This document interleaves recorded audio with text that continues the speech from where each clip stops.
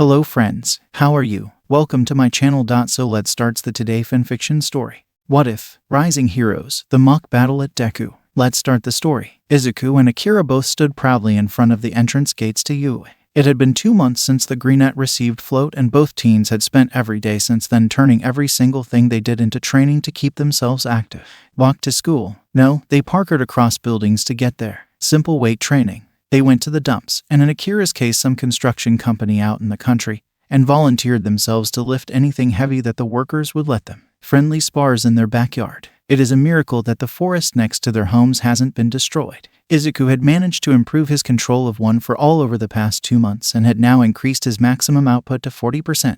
His mastery of his Pac-Mei style had improved, and float was now fully integrated into Air Force since his flying improved. His new flying license definitely helped with that. He went out for a fly at every opportunity he could. Akira had also improved greatly in the past 2 months. He had basically mastered his Fist of the Lotus Flower and discovered that his quirk's energy, while concentrated in a certain way, could disrupt and even shut down parts of someone's body if he forced it into them. The black-haired teen decided to capitalize on this and had Izuku teach him Pac-Mei before creating a variant form of the art that isolated pressure point strikes. He appropriately named this new technique Kai blocking. Overall, the two had prepared for this as much as they could and now stood before the gates that would open the path to their future. All they had left to do was walk in. Oi, move it, nerds. Of course, can't start off their day without their daily dose of Bakugo. You're blocking my way. Akira didn't even need to turn around to know who was behind him. Wow, so nice to see you as well, Bakugo, he said, sarcasm dripping in his tone. If you want to get in, just walk around us. Izuku nodded, also not turning around to spare the explosive blonde teen a glance. Come on, Bakugo, it's like 5 feet, you'll live, said blonde Pomeranian. Looked like he wanted to bark out every swear word in the dictionary and add some while he was at it, but instead opted for taking very deep breaths. Just get through the exam, Katsuki, he mumbled to himself as he walked around them. Get through the exam, get first place, become a hero, never see them again. Both Izuku and Akira heard his mumbling and were actually hoping that his statement would ring true. Fate had stuck the 3 of them together in every class they had for the past 10 years. They didn't want to make it 11. All right, we should probably go in now, Akira said, resecuring his bag over his shoulder. We'll be able to stare all we want after we get in and start attending. Izuku jabbed his friend playfully in his side. Don't let Bakugo rub off on you. I'm not sure what I would do if my best friend suddenly turned into a Pomeranian. The black-haired teen laughed at that, and the two made their way inside, ready to pass the first part of their exam, the written portion. Auditorium, 3 hours later. Izuku and Akira were some of the first people to finish their written tests, and had made their way over to the auditorium they were currently in and took their seats at the back. The two were fairly confident that they had passed the written test with high marks. Study was an important part of their routine alongside all their physical training. Also, they were, as Bakugo had so accurately put it, nerds. It didn't take too long before more people began to walk in, and the two teens decided to observe their competition. Hundreds of students from almost every school in Japan and even schools from outside their country walked in, each with varying expressions from confident, arrogant, shy, nervous, and laid back. By the time the last 3 students ran in, proclaiming something about the blonde in their group making them late while the pink-haired girl hit on the black-haired one, the lights shut off before a single spotlight was directed to the stage. Welcome, everyone, a loud voice called out, echoing throughout the large hall. I hope you're all doing well today. The figure in question who the voice belonged to was a man with long blonde hair held upwards like a cockatoo in rock clothes. The voice hero, present Mike. Can I get a yeah? Everyone murmured loudly among themselves at the introduction of the voice hero, but only Izuku and Akira took the man up on his request. Yeah. The action received them a round of chuckled from a few examinees and a large smile from the hero on stage. I'm loving the enthusiasm, you two, thank you for that. He turned to everyone else with an equally large smile. All right, I'll be explaining the rules to all y'all kiddos today. Are you ready for it? Once more, Izuku and Akira stood up to shout. This time, however, many other examinees stood up with them. Yeah, divided by woo. Divided by hell yes. They all loudly shouted and whistled hard, getting an even larger smile from their resident hero. Finally, this routine didn't work for the past 2 years. I was losing hope. Present Mike quickly schooled his thoughts and turned on the projector. Great, glad to see everyone's hyped. Now, this practical exam is going to be pretty simple. The screen came to life and showed an aerial of 8 small city blocks. These mock cities here are where we hold the practical exam. Today you'll all be split evenly between them and put in a mock battle with robots running rampart throughout each area. On the screen, a pixel animation of All Might running up and punching a robot came up before 3 more similar animations were shown. video game much. The style and presentation didn't fail to make a few of the examinees laugh. Laughs that caused President Mike to smile. Yes, I knew it. These animations totally work. He made a mental note to brag to one of his co-workers that his stupid idea worked before focusing again. The robots you face will have a point value assigned to them that you'll see on their chests. 1, 2, or 3 points. The screen changed again to show the silhouettes of 4 robots. Your task is simple. Destroy as many as you can within the time limit we give you. Please keep it heroic as well. No sabotaging others or it'll be an instant disqualification. The grumble of a few examinees at the end of the blonde hero's statement, including Bakugu's, did not inspire the hero at all. However, before the blonde could make a mental note on that or finish off his explanation, a new loud voice echoed in the hall. "Excuse me, President Mike, sir." The interruption surprised everyone and they turned to the source of the noise to find a tall, well-built, blue-haired teen with glasses standing straight up. "I have a question." The blonde hero seemed to recognize the interrupter and smiled before he spoke. "Sure, what's your question?" "Examinee number 7111. This pamphlet here and the screen behind you shows us that there are 4 robots in this exam." The blue-haired teen exclaimed, chopping the air as he spoke. "And yet you have only given us an explanation for 3 of them. Is this a misprint?" Exemplary students such as the gathered body here today came here because this is a prestigious school. A mistake such as this simply will not do. By the end of his triad, a number of students began to chuckle with a few outright laughing at the boy. Izuku and Akira were definitely included in that number. "Dude, I can't," Akira silently exclaimed, hunching over himself in suppressed laughter. "He's way too serious about this." Izuku wasn't faring any better. "I'm gonna pass out." His laughing slowly turned into heavy coughing, which evidently turned into even more laughter. "Someone make him stop. I'm gonna pee." The sound of their laughter and words, however, were not missed by the blue-haired teen as he had turned around to the pair and stared them down. "You two." He pointed at them and the two stopped their laughter when the students around them told them the teen was calling them out. "Is this exam a joke to you? You've both been nothing but interruptions and yelling like children. If all you're here to do is mess around, then I would suggest." "Okay, whoa, pause," Akira said, losing his laughter and raising his hand. "I'm gonna stop you right there, pal." His tone of voice was not playful at all. "I don't know who you think you are, but you are being an extreme hypocrite right now." The blue-haired teen looked affronted and even a little mad. "I beg your pardon." "Beg all you want. Glasses doesn't stop you from being a hypocrite." Izuku cut in, also losing his laughter and his smile. "We were in no way disruptions." Presentation Michael over there, everyone, including the hero the greenette referenced, laughed at the name, even enjoyed our exclamations since he hadn't actually begun explaining anything yet. The glasses teen went to interject, but Akira cut him off again. "You, on the other hand," interrupted dear President Mike while he was still going with the presentation where he probably would have explained the part you claim is missing. "So, really, if anyone is an interruption here." Izuku decided to finish it before they both went on unnecessary tangents. "It's you, not us." Unsuppressed laughter echoed throughout the hall at the end of Izuku and Akira's statements, and the blue-haired teen from before sat down immediately without retort, a light pink dusting his cheek. President Mike kept a straight face throughout the laughter but was internally hollering. "I can't believe Tensei was right. I have to tell him about this," he thought to himself before deciding to finish his presentation off. They were on a time limit. "All right, settle down everyone. Now, as I was about to say." The blue-haired teen's blush went red and he ducked down. "The 4th and final robot is worth 0 points. 0, nada, nothing." His proclamation garnered no small amount of confused looks and tilted heads from the gathered student body. 0 points. You can just think of those robots as an obstacle of sorts. Avoid it if you come across it, since there's really no point in fighting it. The blonde hero continued, internally smirking at the clueless looks on the students' faces. "Well, that's basically all from me," he said as he looked at his watch. "I'll sign off with a little present though, our school motto." Smiles broke out throughout the hall as he said this. The hero Napoleon Bonaparte once said, "A true hero is someone who overcomes life's misfortunes." So, my dear little listeners, go beyond. Everyone stood up with President Mike at the end and threw their fists up to the sky. Plus Ultra. Battle Center Beta. Unfortunately for Izuku and Akira, they had both been separated from each other for their practical exams, the former being taken here at Battle Center Beta while the latter was taken to Battle Center Omega. The two guessed that the principal didn't want people from the same school teaming up with each other since Bakugo also wasn't in either of their arenas.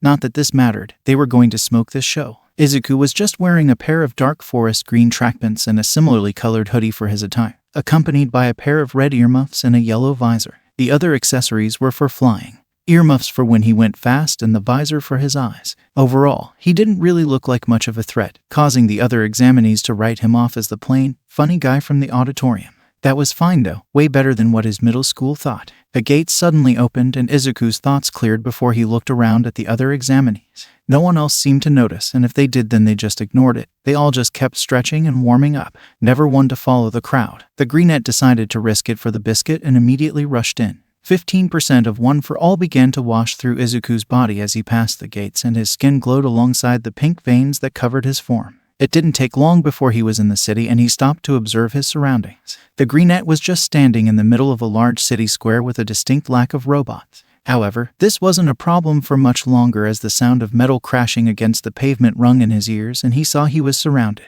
Target identified. An incredibly large, buff robot Knuckle walked up to the pit, easily the largest of the gathered robots, reaching 3 times the greenette's height. It had a blocky gorilla figure, walking on all fours with its large, thick arms and shorter, thick legs, all painted a military green, initiating kick-ass protocol. The most notable feature, however, was the spray-painted number 3 on its chest and fire designs on it. Looks like the support course had fun making these ones, Izuku thought before looking towards the other gathered robots. Lots of fun. 4 smaller, more monkey-like robots just below the greenette's height stood behind the gorilla bot in an arc, aiming their arms at him with what Izuku assumed was wrist-mounted guns. They held themselves in a jumping position with one arm outstretched and the other reeled back while a metal tail flicked behind them. Their paint job was similar to the 3-pointer but instead held a 1 on their chests.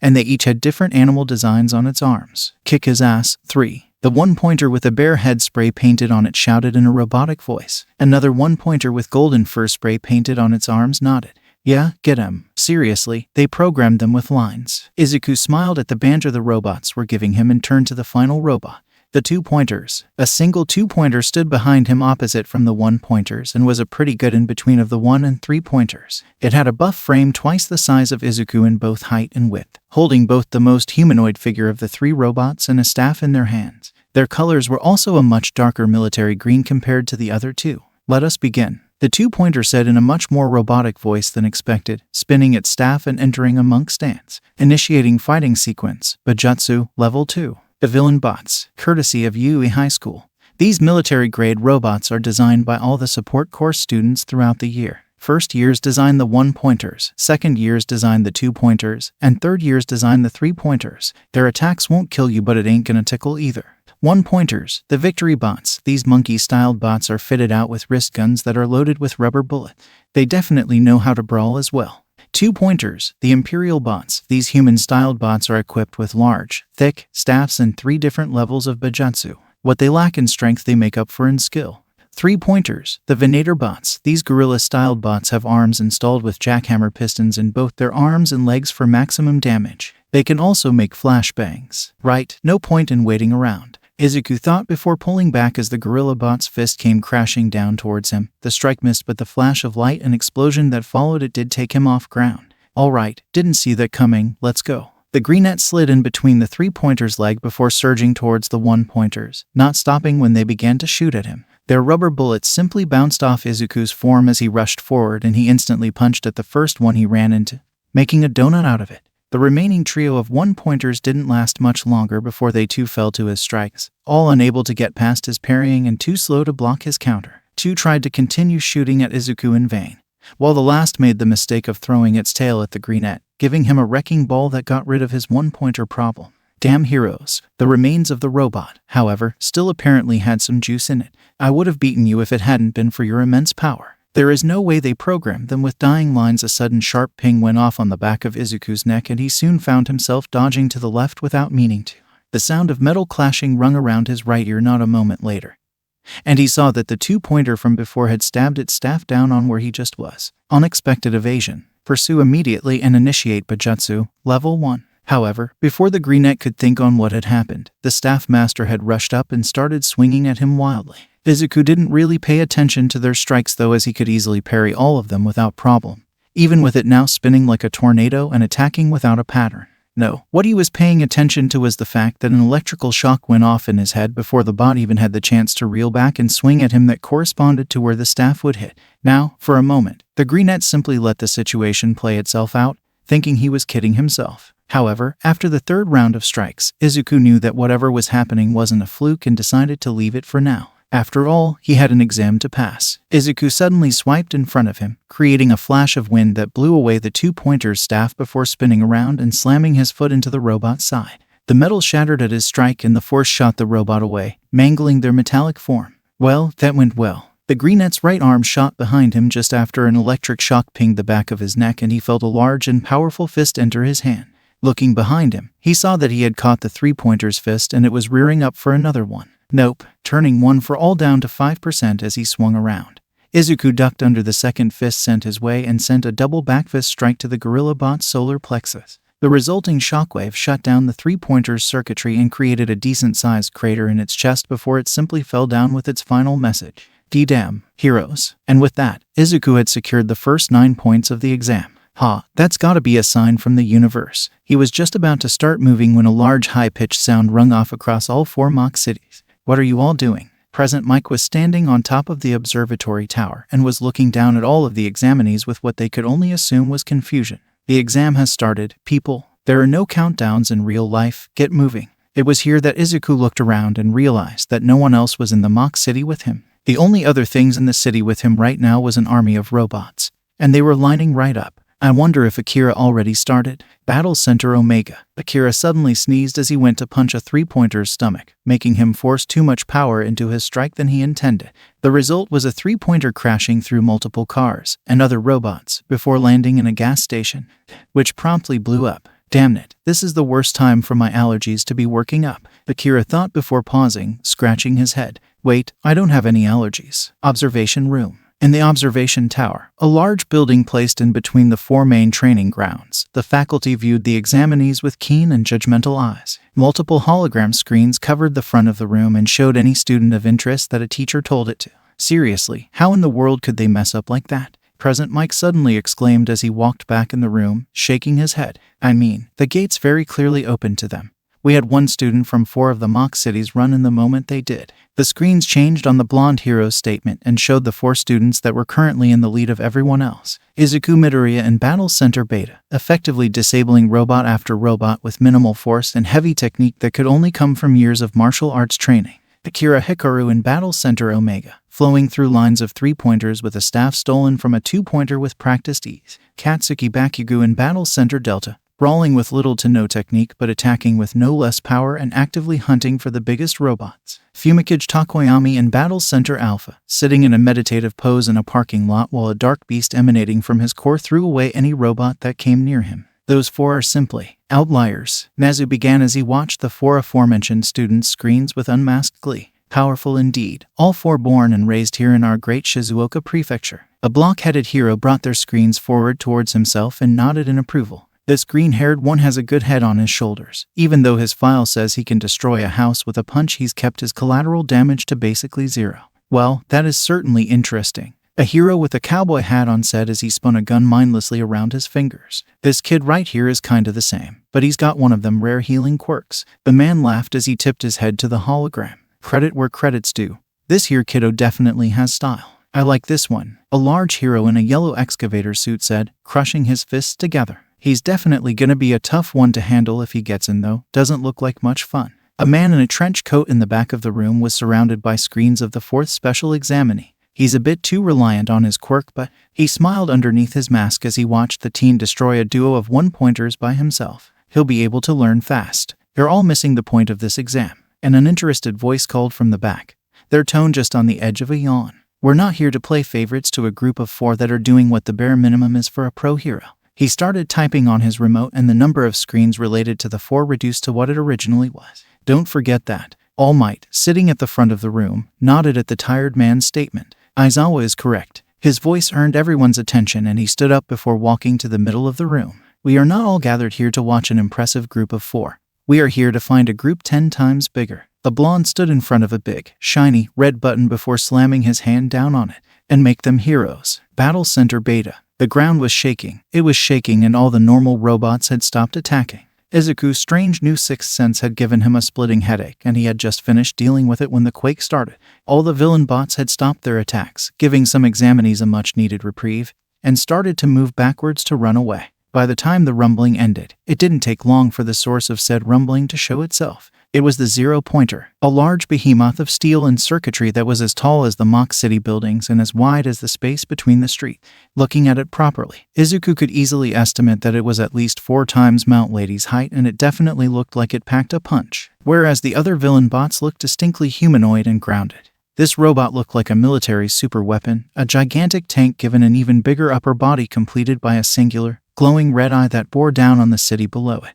The zero-pointer. These robots are the combined inventions of the first year, second year, and third year support course departments and finished off by their head of department, Power Loader. Zero-pointer, the executor. These robots reach beyond city buildings in height and pack terrifyingly strong punches, mostly because of the pistons in their arms. However, Power Loader made them with self-destruct buttons just in case of worst-case emergency. A trick he picked up from an old villain turned old inventor from some town called Gimmelsturm, in the country of Dresselstein. Now, with all of this presented to the examinees, it should come as no surprise that they all started running away with fervor as soon as their bodies got over their shock, screaming and shouting all the way. It's way too big. Who in their right mind would make this? Fern, I know what we're doing after this exam. Really, Phileas? This? The zero-pointer cared not for their screams and instead reeled its fist back before sending it right into the ground in front of it.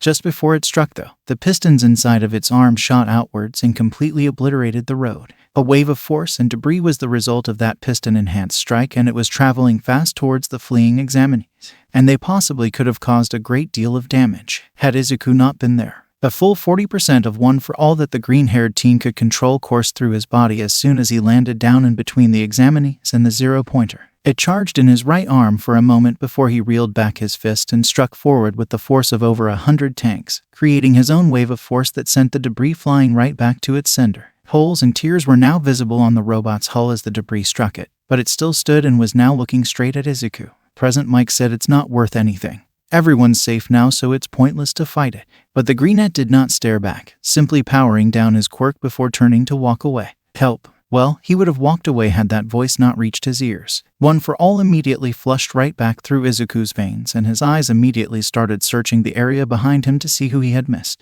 Luckily for him, it didn't take long to spot what was out of place as he saw a pink-skinned girl struggling under a pile of rubble. However, the zero-pointer had noticed her as well, and its fist was already reared back. Izuku's heart sank at the sight, and he immediately shot forward as fast as he could. He barely registered arriving in front of the pink-skinned girl when he threw his hands up, catching the piston fist and standing his ground. With that handled, Izuku decided to deal with the real problem.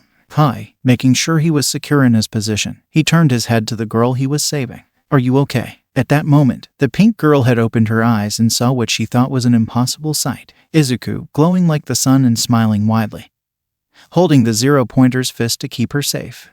She was frozen for a moment before the pain from her ankle broke her out of her stupor. No, the debris broke in my ankle and got it completely stuck. Izuku's figure jolted downwards for a moment as the zero-pointer's pistons went off again, and he grunted. Do you have a way to remove or get rid of the debris? He asked, resecuring himself. Damn, that was close. The girl looked at him in obvious worry before shaking her head. I do, but I'd probably melt my foot off while trying. She looked both sheepish and ashamed at the same time. Hey, that's fine. Izuku looked her right in the eyes and smiled as wide as he could without looking like a complete fool. I'll be able to get you out of this, that's a promise. The pink veins of One for All began to intensify on the greenette's form, and he took slow, deep breaths. His glow grew stronger with each breath, and he suddenly crouched before shooting upwards, throwing off the zero-pointer's fist high into the air. Whoa, an action that didn't fail to put stars in the pink-skinned girl beneath him. Dude, that was crazy. Smile still on his face, Izuku crouched down again before jumping right up, meeting the zero-pointer's head immediately. Sorry there, pal. His body kept shooting upwards as float carried him beyond the city buildings, and he only stopped once he eclipsed the sun. But you're too dangerous. One for All began to flow solely to his legs, and they exploded with power before Izuku shot back down the zero-pointer. The greenette's speed was so instantaneous that the watching examinees and staff only saw a flash of green before the zero-pointer exploded, a very large hole in its chest. And that's when the exam ended. Time is up. Exam is over. We are done. Hearing that the exam was over and checking his job was done, and double-checking that nothing was behind the zero-pointer to be crushed, Izuku decided to go back over to the pink girl. What greeted him when he arrived and removed the debris was an absolutely ecstatic young woman. Dude, that was so cool, the girl said as she sat up to a sitting position. You totally destroyed that thing. She flinched slightly at the end of her exclamation and she looked back down to her ankle. I don't suppose you know how to fix an ankle, do you? Before Izuku could answer, a cane whacked him right on the back of his head. Certainly not. The healing is done by me. Recovery Girl had arrived on the scene and was shaking her head in exasperation. Every year, Majima is getting too out of hand again. She made a mental note to hit him as well before looking at the girl before her. So, a broken ankle was it, dearie? The pink-skinned girl nodded as she rubbed the back of her neck sheepishly. Yeah, I was skating away, but the debris just caught me. It's not as bad as I thought it'd be though. Smiling at the girl's optimism, Recovery Girl leaned down and gave it a kiss, causing a light green glow to cover it. Well, now it won't be bad at all. Before throwing her a handful of gummies. Take these though, my quirk isn't perfect. It uses your own energy to speed up your body's healing. Oh, okay. If the pink girl was affected, she didn't show it and simply took down all the gummies at once. Thanks, ma'am. Recovery Girl smiled one last time before turning around to Izuku. I should be hitting you instead for what you did, Midoriya. She warned with her grandmotherly aura surrounding her before turning around to walk away. I know you're fine. Have a good day. Chuckling at the old lady's attitude, Izuku went to walk off as well. Hey, hold on a second. Before the pink girl slid right in front of him, arms and legs out like a starfish. You can't just walk away after saving my life like that. She pouted and poked him in the chest. I need to know your name. Now that Izuku wasn't in battle mode and saving the life of a fellow examinee, he finally was able to get a proper look at the girl standing in front of him, and she was beautifully exotic. She had fair, smooth, pink skin with slightly darker pink hair that was just as curly as the greenettes covering up the base of two horns that protruded from her skull. Her curvaceous figure was supported by obvious muscle that contributed to an overall flexible build. All of this could easily make her mistakable for an alien. Then there were her eyes, gorgeous, golden irises accentuated by her dark sclere that made Izuku feel like he was staring right into stars. All of this together promptly turned Izuku's face a shade of pink darker than that of girl's hair in front of him. Izuku Midoriya, he exclaimed, trying to smile through the blush. Stars, she's beautiful. The girl definitely saw his blush. There's no way she couldn't, and smiled back just as brightly. Well, Midori, I'm Mina Ashido. She bowed down low before jumping right up to the greenette and bopping his nose with her finger. Thanks for the save, cutie. Oh, look at that. He's gotten even pinker. That's probably red, actually. No problem, Ashido. However, Izuku was able to keep his smile up, if just barely. I'm just glad you didn't get hurt at all. Mina's smile lost its teasing edge and became softer. Awa, that's really sweet of you. She brought her face right up to Izuku's and kissed his cheek before winking at him. I hope you and I both get in, Midori. I definitely want to see you again. A light violet dusted her cheeks and she quickly walked away. Bye, letting herself blush fully only after she turned around. He was so cute. I can't believe I just did that. And in her wake, she left a red-faced Izuku on the verge of passing out. Stars, she kissed me. A large, goofy smile was on his face and he had to take a minute to process what just happened before moving out of the arena. Yes, UA Gates. Akira tapped his foot patiently to the beat of his favorite song as he waited for Izuku outside UA's gate. If he doesn't get here in the next minute, I'm gonna slap him. Okay, maybe not patiently. Luckily for him though, or Izuku if you looked at it a certain way. It didn't take much longer after that thought before Izuku appeared and he held up his arms. Yo, Izuku. The greenette turned towards his friend and smiled as he saw him. Akira. Izuku floated over to the black-haired teen and his friend grabbed onto his arm as he flew over him, not stopping once. How'd the practical go for you? PFFFT, please. Akira laughed at the question. Those villain bots didn't even stand a chance against me. He quickly readjusted himself and secured himself properly before pulling up and sitting on Izuku's back like a horse. Though, I will admit, that zero-pointer was a bit harder. Izuku nodded. Tell me about it. He quickly dodged to the left as a flock of birds flew at them. I really liked the villain bot designs though. I didn't think those websites were serious when they said the exams had military-grade equipment. One of my villain bots that I took out swore out at me before self-destructing. The black-haired teen said with a laugh. Thought through half of its sentence saying, curse you, Perry, before turning off. He looked down to his friend and pet him on the back. What about you? Anything interesting happened during the exam? The greenette thought about it and was about to say no before he remembered a small detail about the exam. Actually, yeah, something did. He said before picking up speed in his flight. But we're gonna have to go home first. Akira shrugged. Sure, why not? Turn on the thrusters. Izuku laughed before pushing off harder, shooting towards his home. Midoriya residence. The door to Izuku's room shut before locking. Akira raised his eyebrow and tilted his head at the action. Is this like a super serious conversation or a super secret one? Izuku went to his desk and grabbed his stress ball before throwing it at his friend. Super secret one, nothing terribly life-changing going on here. He gestured to the ball before showing the black-haired teen his back. Throw the ball at my head as hard as you can. Akira's confused look remained on his face. I'm sorry. What? The green-haired kept his back facing his friend. Throw my stress ball at my head as hard as you can, he repeated. Come on, it's not like you haven't done that before. Fair enough. Shrugging at whatever was happening, Akira silently reared back his arm before deciding to aim at his friend's butt. It'd be too easy for him if I just went for the head, and throwing it as hard as he can. However, just as the ball was about to hit Izuku, his hips moved out of the way. Hey, I said my head, not my butt. He turned around and glared right at Akira.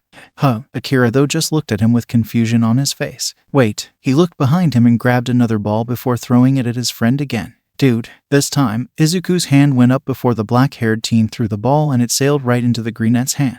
Of course I'd be able to stop that, I'm not slow. Akira nodded slowly as he digested that before putting his hands in front of his face. So, he waves his hands in the greenette's general direction. What's with all of that? Honestly, I don't really have a clue, Izuku admitted with a shrug. But I'm pretty sure it's another quirk from One for All. That's the only logical explanation for it. Alright, that makes sense. The black-haired teen tapped his chin as he thought about it. So, what, you have some sort of danger sense now? The greenette hesitantly nodded. Yeah, I guess I do. He sat down on his computer chair and tilted his head. I wonder whose quirk this was. It probably belonged to one of the first 4 users, Akira reasoned. It's a pretty simple quirk, and quirks like that are 1st gen or 2nd gen quirk users from the dawn of quirks. He held up his phone and pulled up All Might's contact information. Though, if we want to confirm it, we could just call Yagi-sensei. Izuku shook his head at this and waved off his friend's phone. We're gonna need to learn how to handle these kinds of problems on our own, Akira, he said firmly. Yagi-sensei is a teacher now. He's got enough on his plate. Akira smiled before shrugging, tucking away his phone. Alright, guess that's that dealt with then, he said as he stood up. I'll see you tomorrow for training then. Mum just said that she wants me home for dinner since Dad finally got a night shift off. Izuku also stood up and grabbed his earmuffs and visor out from his bag. Alright, I'm of as well. I was thinking of going out for a fly. The 2 teens walked outside and Akira laughed as Izuku started floating off. You really like flying, don't you? Izuku nodded. Of course I do. He put on his visors and secured his earmuffs over his ears. It feels amazing up there. If you learned how to fly, you'd do the same thing. Akira simply shook his head before walking down the steps of his friend's apartment complex. Have a good flight, Izuku. I'll see you tomorrow. Izuku smiled back before doing a 2-finger salute. Peace. And promptly shooting off. Japan skies. Woo. Yeah. Izuku shot upwards as fast as he could again, throwing himself well beyond the clouds, before turning off float and letting himself fall down. Hahaha. Flying like this through the sky had become a favorite on Izuku's daily schedule ever since he got his flying license approved, and his mother judged that he was actually capable of flying safely. The greenette even flew to school every single day with Akira. It surprised him that no one caught him yet though. His landings weren't exactly subtle. Up in the clouds, he could let his thoughts go and not worry about anything. His quirk, his future, the exam he just finished. That's what Izuku loved about the sky. It was what he wanted to be, free. Well, that's a spot-on explanation of what's great about flying, a voice said from next to the greenette as he cruised along. Great job, kid. Izuku continued to cruise unbothered for a moment, not even looking at the voice. Thanks. It's just so much before doing a double take and snapping his head towards the person who was keeping up with him. Oh my stars. And freezing when he saw who it was. You're the wing hero, Hawks. A handsome man just shorter than Izuku with feathery, ash-blonde hair swept messily backwards, wearing what most would identify as an aviator's uniform, soared right next to him upon his red feather wings. Yeah, that's me. Hawks is at your service. He twirled around a bit before maneuvering himself in front of the greenette and flying backwards. I do need you to answer this though. What are you doing up here? Izuku simply flew straight for a few moments, too impressed with the man's skill to register the question he was asked, before he shook himself out of his stupor. Though, he sheepishly rubbed the back of his head. I'm just out here for a fly. I needed a way to relax. Hawks nodded, seemingly fine with the explanation, before moving his face closer to Izuku's. Well, do you have a flying license? He asked. I'm all for letting those who can fly do it, but, unfortunately, I do have a legal obligation to ensure you're approved by the HSC to be doing this. The greenette scrambled around his pockets before pulling out his phone and taking his license out of the case. MHM. Here it is. The red-winged hero grabbed the license and observed it for a moment before pulling a serious face, knowingly making Izuku fear for the worst. This, before smiling, is perfectly fine. He handed the green-haired teen his license back with a laugh. So, I was able to hear it, kind of, when you were mumbling, but what do you think of flying? Izuku put his license back in his phone and smiled as he did a few turns in the air. It's just so great up here, he exclaimed. Up here I can lose my worries. No anxiety, no problems, no stress from the UE exam. The greenette shot upwards and the clouds circled with him. Up here I'm free like the sky. Hawks had a large smile as Izuku settled back down beside him and laughed heartily. That's what I'm talking about. You understand the freedom of flight. His laughs died down to a chuckle before he tilted his head. Hold on, UE exam, you're a hero student. I'm definitely trying to be, the greenette said with a shrug. The results will be in next week, so until then it's all just a matter of patience. The red-winged hero thought for a moment before popping out a question. If you want to be free so much, why choose a career like heroism? He asked, head tilted. It doesn't exactly have an open schedule, and not all heroes have the grandest lives, despite what the media shows everyone. Izuku appreciated the man's honesty and smiled. I want to share the feeling of freedom I have with everyone. I want to be able to spread a smile on everyone's face and make them feel safe. Hawk's large smile had returned, but it turned softer as they continued to fly. Well, he asked. Do you think you got in? I hope I did. The greenette started, twirling absent-mindedly. I wasn't really counting my points, but I think I got a lot. All I have to hope for is that destroying the zero-pointer doesn't take my points down to zero. A zero-pointer. Hawk's wings flashed and he snapped his head towards Izuku. Every hero worth their salt knows all about the military-grade shenanigans Yui has running around their exams. You fought that thing Power Loader cooked up after a night out at the bar and won. Izuku tilted his head but nodded. I mean, I didn't know that last part, but yes, I did indeed fight that thing. The ash blonde looked at Izuku a bit closely and flew all around him. Are you like a secret love child of Captain Celebrity? He asked, eyes squinted so tight one would think they were closed. Because that's the only way I can think someone that can fly would be able to take it out. I will. One for all flowed right through Izuku's body, showing off his pink veins and making it glow bright. It's an energy-based quirk, stockpiling power constantly and letting me use it in a couple of different ways. I'm still figuring it all out. After. Hawks did some math in his head before asking, what, 10 years of having your quirk? You've got to have a pretty good arsenal on you. The greenette's form flinched and the red-winged hero tilted his head. Unless you're a late bloomer. Izuku kept a front up but was a little nervous on the inside. Well, he cleared his throat before nodding. Yeah, 10 years later. The blonde's eyes bugged out of his head and he once more flew straight in front of Izuku. 10 years. He flew in a circle around the greenette and started flying below him while looking up. And you've got enough control on it to take on Yui's exam. His wings flashed outwards and he was immediately by the teen's side again. You're definitely getting into Yui then. Izuku blushed from the certainty in the pro's voice and tilted his head. You really think so? Of course I think so, Hawks exclaimed with fervor. A kid like you is hard to come by. Good heart, a will to save, and the potential to get his power under control in just about a year. Absolute catch for a hero school. He thought something for a moment before nodding and moving in front of Izuku. How about this? If I'm wrong and Yui doesn't want you, come to me. Waha. The greenette lost control for a second and fell down before leveling himself again. Go to you. Hawks nodded. If Yui lets a kid like you slip through its cracks, then I'll take you on and forge you into a pro myself, he stated, no sliver of a joke in his tone. Besides, it'd be nice to have another flyer around here in Fukuoka. Most of my sidekicks are walkers. A smile made its way onto Izuku's face while internally he was ecstatic and embarrassed. Thanks a lot for the offer, Mr. Hawks, he said, trying to keep the red off his face from the praise. Ma, just call me Hawks. The red-winged hero waved him off with his own smile. I'm only 22. I'm more your senior classmate than I am a senior citizen. Izuku laughed loudly and rubbed the back of his head. Sorry, Hawks. He continued to fly straight for a few moments before his brain processed a specific detail in the pro's previous statement. Hold on. His eyes bugged out as he looked down. Am I in Fukuoka Prefecture?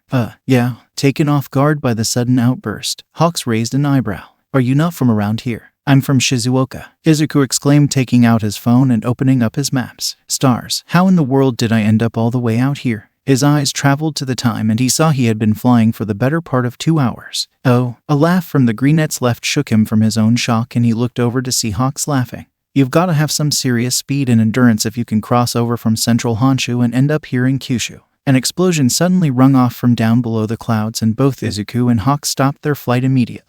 Hawks, come in. And at the same time, a loud voice suddenly began to shout through Hawk's earpiece, loud enough for even Izuku to hear. Priority level 1. Come in. What the hell? The red-winged hero put a hand to his ear as he began to dive. Artemis, what's going on down there? Down on the ground, a young, short, light-skinned woman with flowing red hair put one hand to her ear while the other reloaded her rifle. It's really weird, Hawks. The woman, Artemis, answered, jumping up and trying to shoot what appeared to be a very large bat out of the sky. There's these 3 monsters. They're not normal villains. They're way too strong. Her arrow zigzagged through the air before piercing the bat in its chest. It had no effect. Hawks grimaced and turned his head to the left to see Izuku following him before tapping his comms. "I'll be down there soon, stay safe." He cut the line and fully turned around to the greenette. "Well, kid, I probably shouldn't be doing this, but I want to see what you're made of." Izuku tilted his head in confusion. "What do you mean?" "According to my sidekick, I've got 3 monsters down there in my city," Hawks said, pointing towards Fukuoka City. "And I want you to come down there with me to deal with them." The greenette's eyes widened and he turned his whole body towards the hero. "What?" He looked back down to the city before looking at Hawks again. "Is that even allowed?" The red-winged hero shrugged. "I'm pretty sure pro-heroes are allowed to give permission to civilians to use their quirks for assistance or, in your case, hero student hopefuls. That way it's not vigilantism." His eyes, however, quickly became serious. "Right now, are you in?" Izuku didn't even have a second to actually think before his head started nodding. "Yes." "Great." Hawk's serious face still remained, but he now smiled. Then at that case, his wings opened up and he suddenly started surging towards the city. "You better be able to keep up." One for All immediately started to course through Izuku's body, and he charged up 20% before pushing off, landing him right into the heart of Fukuoka City, just behind Hawks by a few moments.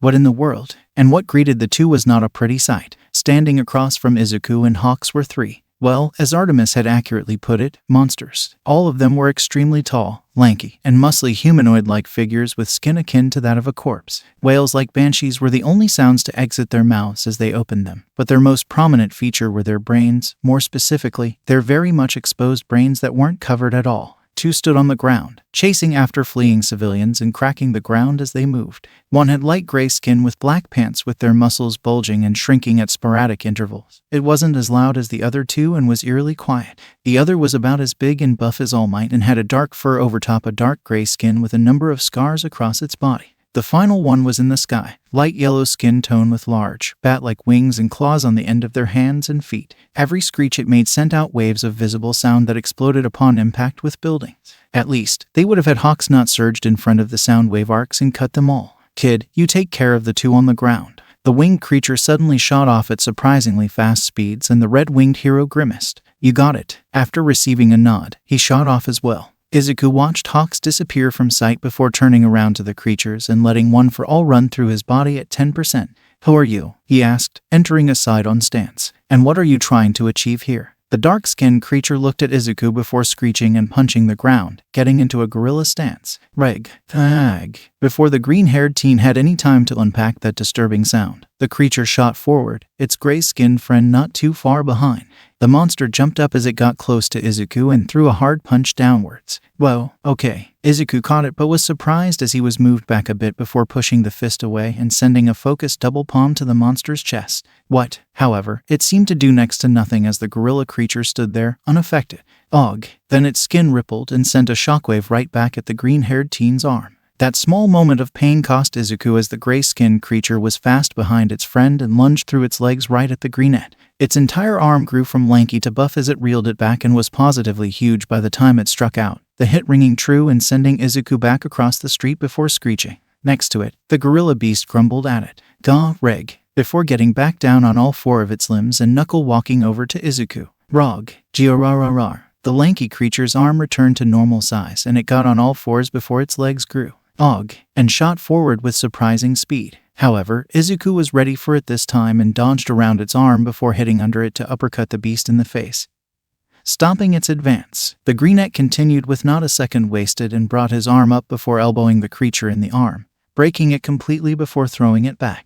The gorilla creature didn't even spare its accomplice a glance as it knuckle ran over and tried to slam both of its arms down to squash Izuku. Remembering last time, the greenette instead decided to dodge backwards before shooting up at its face and kicking it square in the nose. Jig. Unfortunately, it had no effect again and a ripple ran from its face all the way to its arm before it punched Izuku again, sending him back. What in the world? The greenette quickly caught himself mid-air with float and slowly lowered himself to the ground while checking out his opponents once more. It's gotten back up. And its arm. Izuku looked to the creature whose arm he had broken. It was fixed. And this one. He looked at the bigger creature and grimaced. Some kind of reflection quirk and definitely a gorilla mutation. Thinking more on the situation as the creatures idly walked back and forth on the opposite end of the street, Izuku quickly categorized the monsters before coming up with a plan. It was done in seconds.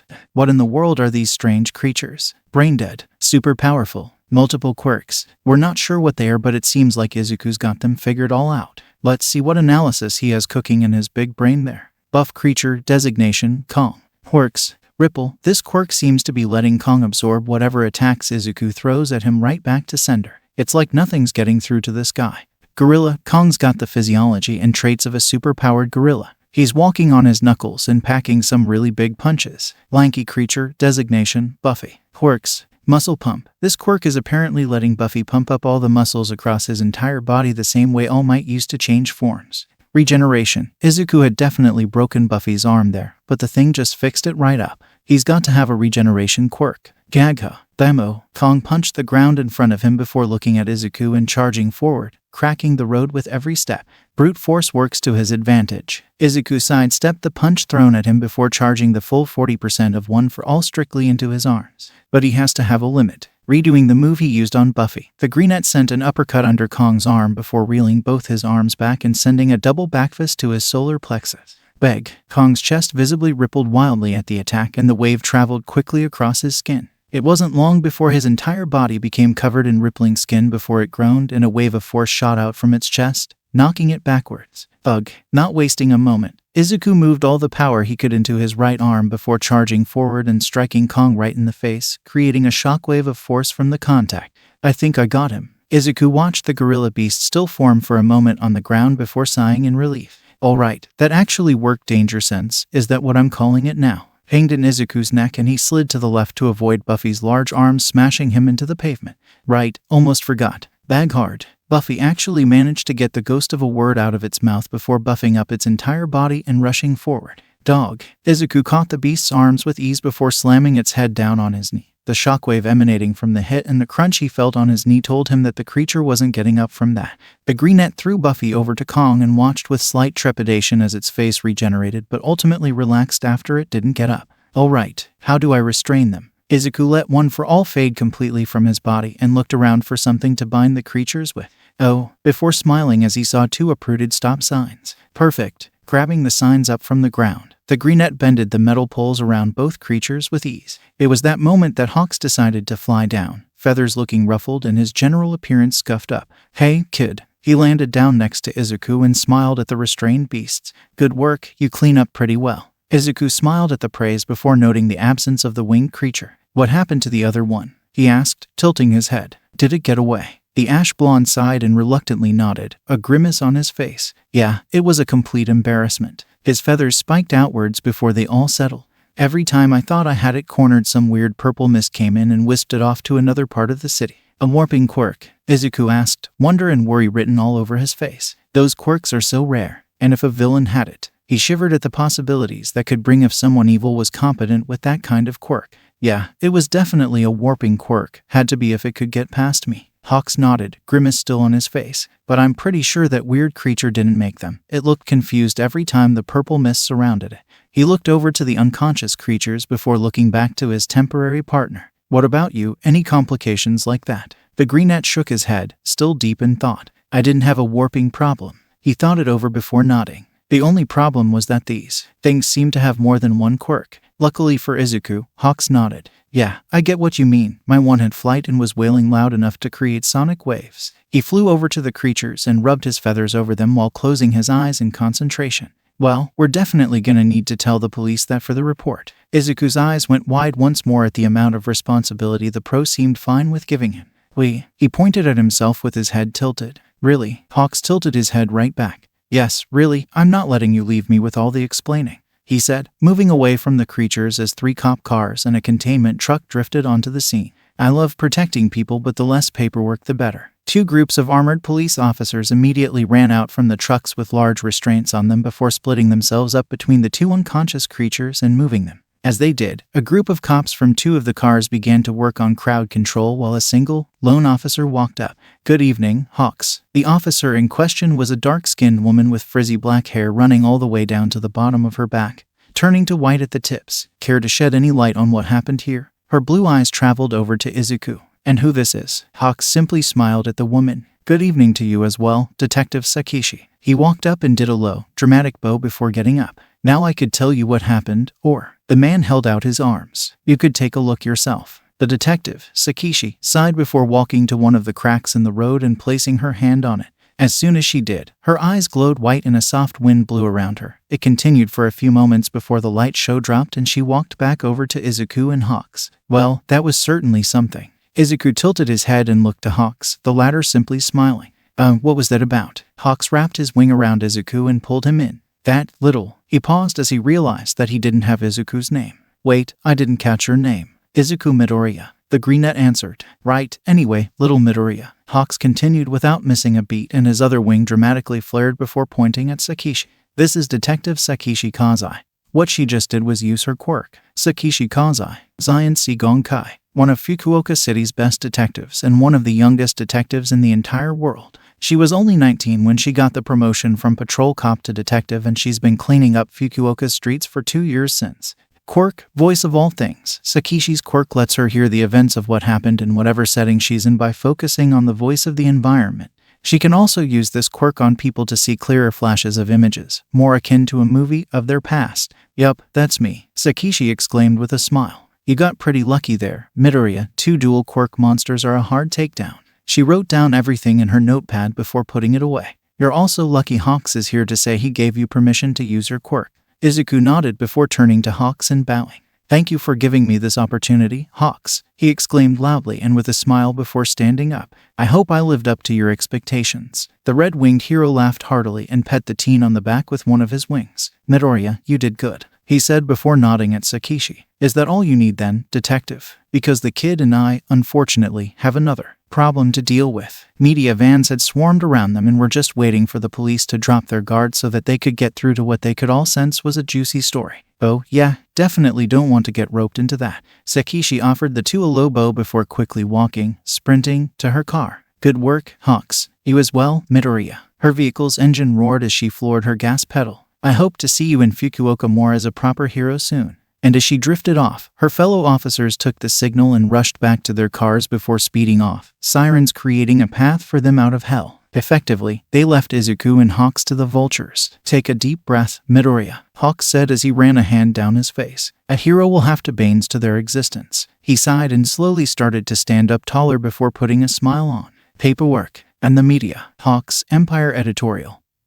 Who were the villains you fought today? Rebellious reports. Hawks, is this child here a new sidekick you're taking on? Hey, kid. Aldra articles. Where are you from? Izuku took a breath before putting up a smile. Damn it. 10 minutes later. All right, folks, Hawks suddenly said, spreading his wings and jumping up into the air. Unfortunately, that's all the time the kid and I have to answer questions. I've got to get him back home. He looked at Izuku and gestured for him to start flying. Stay safe, everyone. And with that they both shot up as fast as they could until they were once more above the clouds. Those articles are going to be trending by tomorrow, Izuku said with a groan, hands on his face. Everyone at school is going to see them. And he had almost made it to graduation without anyone knowing. Hey, don't worry about it, kid, Hawks said as he flew underneath the green-haired teen. With how the locals were reacting to you, I'd say you better get used to being famous. He turned around and flew up so that Izuku could see his smile. You did a good job today. I've got a bunch of second and third year hero students down here at my own hero school that wouldn't have handled what you just did. Izuku's face went red at the praise he received and he tried to awkwardly bow his head. Thank you, Hawks. Right, you better get yourself home, Hawks said as he watched the sun begin its set. I hope I can see you again soon, Midoriya. He slowly started gliding downwards while waving goodbye. And remember what I said, I'll take you if Yui doesn't. And with that, he was gone, leaving Izuku with a big smile on his face as he shot towards his home. It took a while, and the last lights of the sun were fading away by the time he landed on his level of the apartment complex. His smile remained as he walked through the door and was about to greet his mother when he saw her in the living room. She was watching the news. Oh, crap. Izuku slowly closed the door behind him and activated float before slowly moving towards his room. All right, stay calm, you just have to. Izuku, sweetie. The voice of his mother stopped the greenette in his tracks and he turned to see her staring at him. She was holding a rolling pin. You've been gone all day. What have you been up to? The calm tone and serene smile on her face did nothing to calm Izuku's racing heart. Just hanging out with Akira, the greenette said, a large, forced smile on his face. We decided to hit the gym after the Yui exam and so, the day was saved by Hawks and the young 15-year-old Izuku Midoriya. The TV cut off the green-haired teen's lie and he really wished he hadn't stayed for an interview. Will this kid be a new regular in Fukuoka? The locals sure hope so. Izuku slowly started to back away again, still floating above the ground, with his hands up. I can explain. Before shooting off to his room, Izuku Midoriya, Inko shouted as she chased her son, jandals and wooden kitchen appliances floating behind her. You come back here right now. Izuku was grounded for a week. Thanks for listening. Story. Subscribe my channel.